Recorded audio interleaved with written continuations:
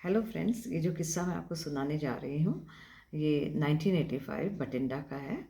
मेरे हस्बैंड की अप्रैल 1985 में बठिंडा में पोस्टिंग आई और ऑलमोस्ट 1 मंथ लगा हमें सेटल होने में। जब ऑलमोस्ट सेटल हो गए तो मेरे हस्बैंड ने एक दिन मुझे बोला कि यूनिट में 3 बैचलर्स हैं और वो मिलने आना चाहते हैं, तो क्या मैं उनको बुला दूँ। तो मैंने कहा हाँ, सैटरडे इवनिंग डिनर पे बुला दो उनको।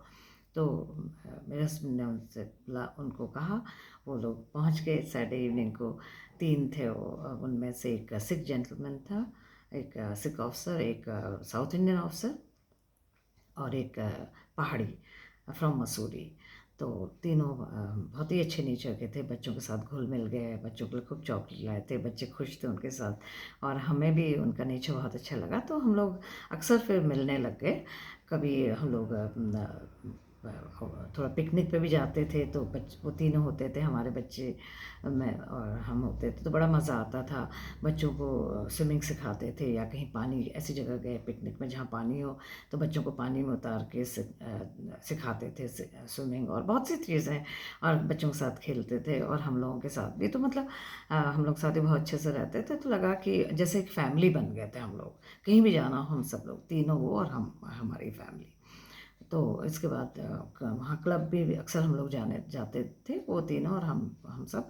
तो वहाँ खूब खाना पीना करना, खूब गप्पे मारना, बातें करना, ऐसे करके दिन बीत रहे थे और अच्छा हमारी बहुत ही अच्छी फ्रेंडशिप थी।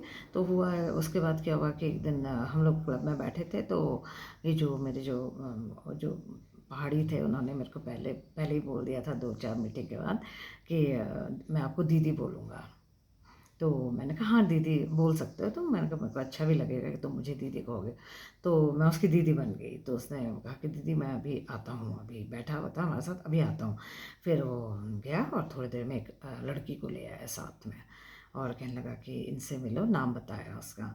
तो मैं थोड़ा उसको देखा मैंने, तो बड़ी बेमेल सी जोड़ी लगी।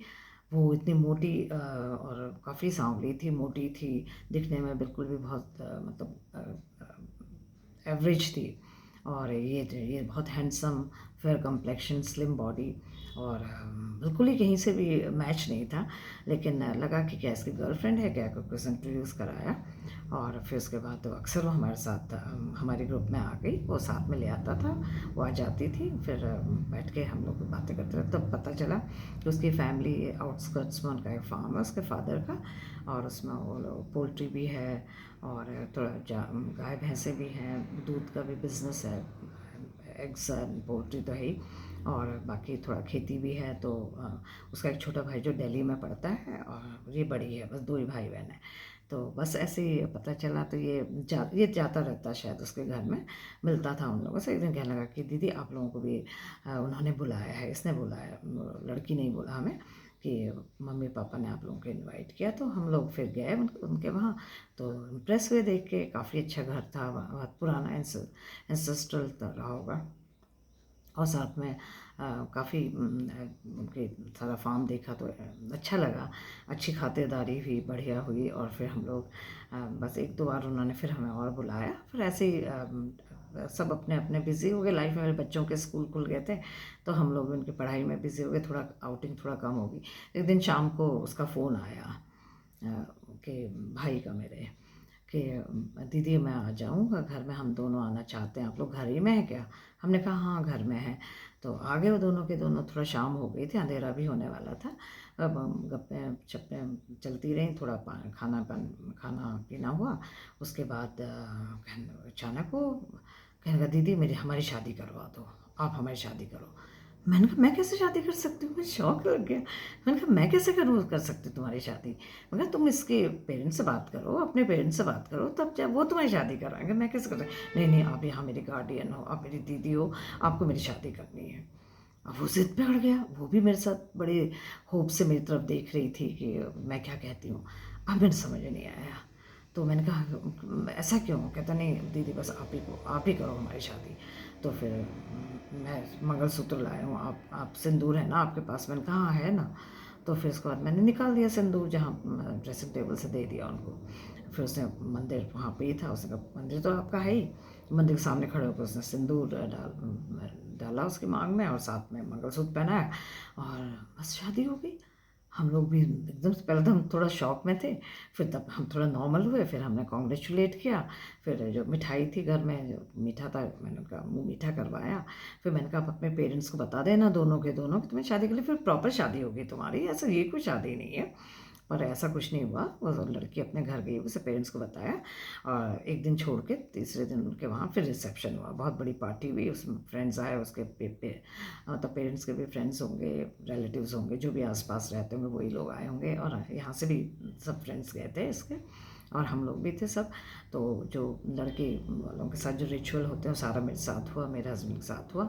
मुझे ढेर सारी मिठाइयाँ दी गई, मतलब डब्बे के डब्बे, और साथ में वो साड़ियाँ भी। तो मुझे बड़ा ऑड सा फील हो रहा था। आई वॉज लिटिल अनकम्फर्टेबल, लेकिन अब चूँकि वो खुश थे, उनकी खुशी में भी मुझे भी खुश रहना था, तो मैंने खुशी खुशी ले लिया सब। फिर मैं वापस हम लोग जब आए शादी रिसेप्शन के बाद, तो फिर मैंने वो सारी मिठाई जो अपने पड़ोस में सब लोगों को बांटी और सब लोगों से बोला कि मेरे भाई की शादी हुई है यहाँ, एक जो मेरा मुंह बोला भाई है उसकी शादी हुई है, तो उसकी मिठाई है। तो सब लोग बड़े खुश हुए क्योंकि मिठाइयाँ काफ़ी बढ़िया क्वालिटी की दी थी उन्होंने। बस फिर उसके बाद वो भी अपने बिज़ी हो गए अपनी लाइफ में, उसने मैरिड अकोमोडेशन ले ली और हम लोग भी अपना बच्चों में बिज़ी हो गए, उनकी पढ़ाई भी शुरू हो गई थी। तो बस ऐसे ही कम मिलने लग गए हम लोग, उतना नहीं मिलते थे। शाम को भी कभी क्लब में कभी कभार मिल गए तो मिल गए, या कभी कभार कोई हमारे घर आ जाते तो ठीक है। फिर इसके बाद एक दिन करीब 1.5-2 महीना हो गया था इस बात को, तो एक दिन हमारी कॉल बेल बजी करीब 11 बजे। तो मेरे हस्बैंड ने दरवाज़ा खोला तो 2 टोटल स्ट्रेंजर्स खड़े थे दरवाजे पे, थोड़ा सा अपना एक सूटकेस लेकर। तो मेरे हस्बैंड से कहने लगे कि आपका नाम वो है। मेरा हस्बैंड कहाँ है? तो हम अंदर मेरे हस्बैंड का आप अंदर आइए। अंदर आए, बैठाया, तो कहने लगे कि हम ना धनौल्टी से आए हैं। धनौल्टी में हमारा घर है, वहीं रहते हैं हम लोग। और ये जो उसका नाम लिया जो शादी हुई जिसके अभी मेरे भाई की, मुँह बोले भाई की, तो बोला कि वो हमारी बहन के साथ उसका, वो जो यंग लड़का था उसने बोला मेरी छोटी बहन के साथ उसकी एंगेजमेंट हो रखी थी, साल भर हो गया है और ये शादी के लिए टालम टोल कर रहा था कि अभी नहीं अभी नहीं, अभी कुछ मेरा कोर्स आ रहा, अभी कुछ आ रहा है। तो फाइनली उसके पेरेंट्स ने बोला कि हमने सोचा कि चलो अब चलते हैं, अभी शादी की डेट फिक्स करने हैं। हम पेरेंट्स के पास गए मसूरी, तो उन्होंने कहा कि वो तो शादी कर चुका है ऑलरेडी, तो क्या ये बात सच है कि वो शादी उसकी हो चुकी है? तो हमने कहा कि हाँ शादी तो हो गई है। तो किससे हुई है? हमने कहा कि शायद यहीं कोई लोकल है उनसे हुई है। तो कहता फिर अब हमारी बहन का क्या होगा? उस 85 में, उस ज़माने में सगाई टूटना बहुत अच्छा तो नहीं समझा जाता, तो बड़ा मुश्किल वाली बात थी। तो कह रहा अब मैं अपनी मेरी सिस्टर का क्या होगा? हमने कहा हम चुप ही रहे, मुझे बहुत दुख हो रहा था ये सोच के कि उसकी सगाई हो गई थी और उसने हमें बताया नहीं, और इतनी बड़ी बात एंगेजमेंट की बात वो छिपा गया। और उसने इसीलिए उसने जल्दी शादी की मचाई थी कि जल्दी करो जल्दी करो। उसको पता था कि उसका वहाँ से प्रेशर पड़ा था पेरेंट्स से, और पेरेंट्स को शायद उसने फ़ोन पे बता दिया या लेटर में बता दिया कि मैं शादी कर चुका हूँ, तो पेरेंट्स ने फाइनली इनको बता दिया और उसने हमारा एड्रेस दिया, अपना नहीं एड्रेस दिया, तो इसलिए वो हमारे घर पहुँचे हुए थे।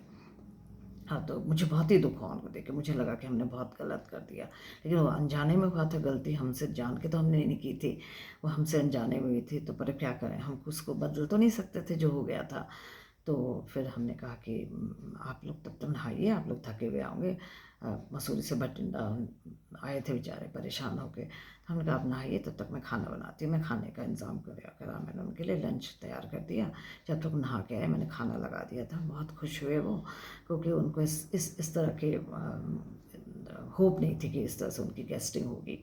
और अच्छे से मैंने उनको प्यार से, हम दोनों ने खाना खिलाया, और बार बार यही लग रहा था कि अच्छा नहीं हुआ, मतलब बहुत ही गिल्टी मैं फील कर रही थी, जबकि मेरी कोई गलती नहीं थी उसमें।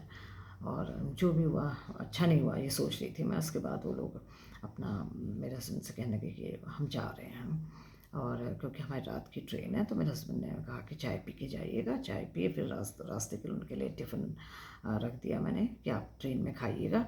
और फिर उनको स्टेशन छोड़ के आ गए मेरे हस्बैंड, और चले गए। उसके बाद 2-3 दिन तक दिल बहुत ख़राब रहा, फिर से हमने बात नहीं की ज़्यादा, और न इससे कोई बताया कि कोई आया था वहाँ से, कुछ नहीं बताया हमने। और हम चुप ही रहे। फिर उसके बाद इसकी पोस्टिंग आ गई। ये तो पहले से ही था यूनिट में, तो इसकी पोस्टिंग दिल्ली आ गई। फिर इसके बाद बच्चों के जब समर वैकेशन हुई तो हमने देहरादून आना था। तो मेरे हस्बैंड ऐसी बात हुई होगी उसकी मेरे हस्बैंड से कि आपस में, तो क्या मेरे हस्बैंड ने कहा कि हम देहरादून जा रहे हैं। तो कहता दिल्ली से ही तो जाएंगे आप, मैं दिल्ली में हूँ, आप ना आ जाइए प्लीज़ मेरे पास, 2 दिन तो रहिएगा। तो मेरे हस्बैंड ने 2 दिन नहीं, मैंने कहा नहीं, उनसे कहो कि हम सब सुबह आएंगे और अगले दिन सुबह निकल जाएंगे। तो कहता कि हाँ ठीक है। तो हम करीब 10-12 बजे हमारी ट्रेन पहुँच गई थी, वो लेने आया था और घर ले गया। तो वो बहुत खुश हुई देख के। वैसे वो लड़की मुझे बहुत पसंद थी, उसका नेचर बहुत अच्छा था और बहुत खुश मिजाज थी। तो फिर उसने अच्छे से हमारी लुक आफ्टर किया, अच्छे से खिलाया पिलाया, सब कुछ अच्छा हुआ। और फिर उसके बाद इसका मैं थोड़े से कपड़े थे बच्चों के, मैं उसे धो देती हूँ। तो मैं धो के मैं बाहर सुखाने जाती हूँ रस्सी में, तो अंदर से मुझे अचानक बेडरूम से उनकी आवाज़ आई। वो बहुत गुस्से में अपनी वाइफ से कह रहा था कि तुम्हारे फादर ने बोला था कि वो वॉशिंग मशीन भिजवा देंगे, 3 महीने पहले कहा था, प्रॉमिस किया था, अभी तक नहीं भिजवाई है। उनसे अभी अभी फ़ोन करो उनको, और या फिर उनको चिट्ठी लिखो जल्दी से, और फ़ोन भी करो कि वो जल्दी से भेजें वॉशिंग मशीन, बहुत समय हो गया। और तब मुझे महसूस हुआ कि इसके घर में जो इतना गैजेट्स हैं, इतना अच्छा सजा है। एक उस समय कैप्टन की कोई सैलरी बहुत कम ही होती थी, इतना बढ़िया अफोर्ड नहीं कर सकता था कोई इतना, और शान शौकत, सब कुछ बहुत बढ़िया, क्रॉकरी से लेकर सब कुछ, तो सब उन्होंने दिया था उसके। अब बाकी जो वॉशिंग मशीन सिर्फ एक रह गई होगी, उसके लिए वो अपनी वाइफ के पीछे पड़ा था। वो बेचारी, हो सकता है उसके पेरेंट्स ना दे पा रहे हों उस समय, उनका भी मजबूरी रही होगी, नहीं तो 3 महीने अगर उन्होंने प्रॉमिस किया नहीं कर पा रहे हैं। तो मुझे महसूस हुआ कि ये कैसे लालच में, इसीलिए क्या इस लड़की से शादी की बेचारी की, एक लड़की की वहाँ बर्बाद की ज़िंदगी जिससे इंगेजमेंट करके छोड़ दिया, और एक यहाँ इसकी बर्बाद कर रहा, जो कि बेचारी उसकी वाइफ है और जिसको पीछे पड़ा हुआ है कि अब अपने पेरेंट्स से ये मंगा वो मंगा। तो सारी मेरी जो प्यार था ना उसके लिए, जो थोड़ा बहुत अच्छी रिस्पेक्ट थी, वो सब ख़त्म हो गई। मुझे लगने लग गया कि कितना सेल्फिश आदमी है, ये सिर्फ अपने बारे में ही सोच सकता, अपने ठाट, अपनी शान शौकत के बारे में, और दूसरे की फीलिंग का इसका कोई फिक्र नहीं है, किसी की फीलिंग की। Thank you so much.